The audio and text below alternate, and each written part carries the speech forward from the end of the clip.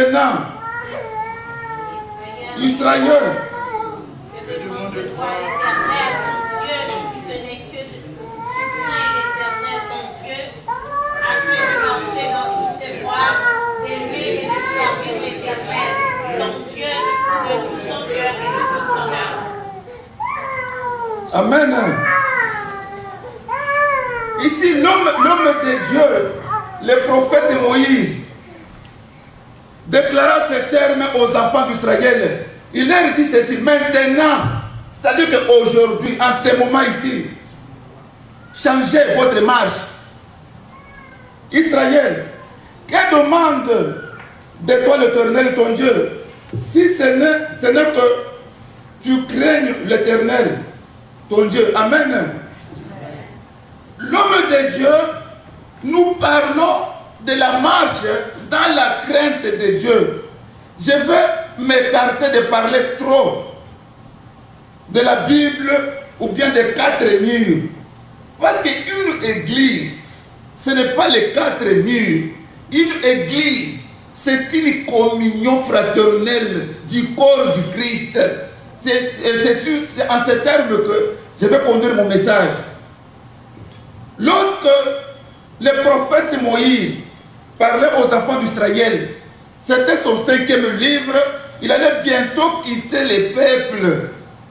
Il connaissait comment le peuple avait marché, quelle a été la marche du désert.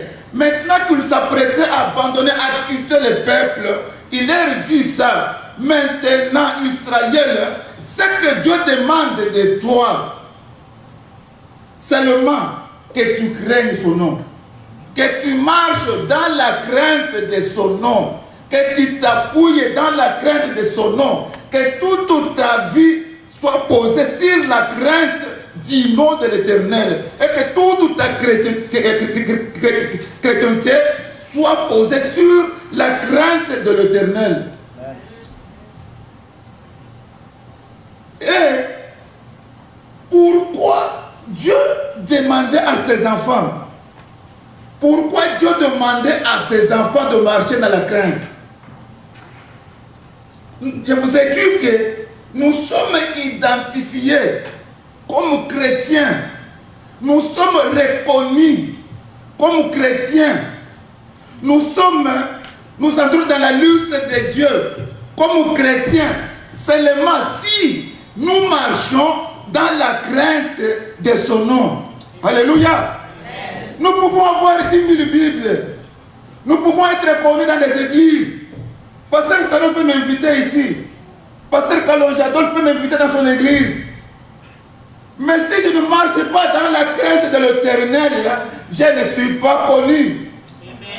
C'est pourquoi l'homme de Dieu Moïse insista au peuple, il dit, maintenant, ce que l'Éternel demande de vous, c'est de marcher dans sa crainte. Mais pourquoi il demande à ce qu'on marche dans la crainte? Le psaume 145, les versets 19 à 20, qu'est-ce qu'elle nous dit? Le psaume 145, versets 19 à 20, nous dit ceci.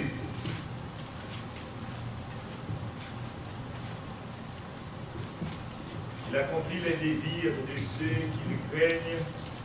Il entend leurs cris et il les sauve. L'Éternel garde tous ceux qui l'aiment et il détruit tous les méchants. Amen. Merci beaucoup, pasteur, l'homme de Dieu. Mais l'homme de Dieu ne peut pas tout faire. Dans l'assemblée, il faut qu'il y ait des gens quand même souples là. Quand l'homme de Dieu veut parler, tu es déjà les premiers là. Tu arraches les bénédictions. Les bénédictions s'arrachent. Quand l'homme de Dieu veut prendre sa molette comme ça, tu t'en précipites. Les bénédictions s'arrachent. Oh, peuple de Dieu, ne dormez pas. L'évangile, Christ disait veillez. Alléluia. Ici, pourquoi notre Père, celui qui nous a créés, veut que nous, on marche dans la crainte de son nom. Dans le psaume 145, il dit ceci. Notre Dieu accomplit les désirs de ceux qui le craignent. Il accomplit les désirs de ceux qui le craignent. Celui qui dit ces choses, c'est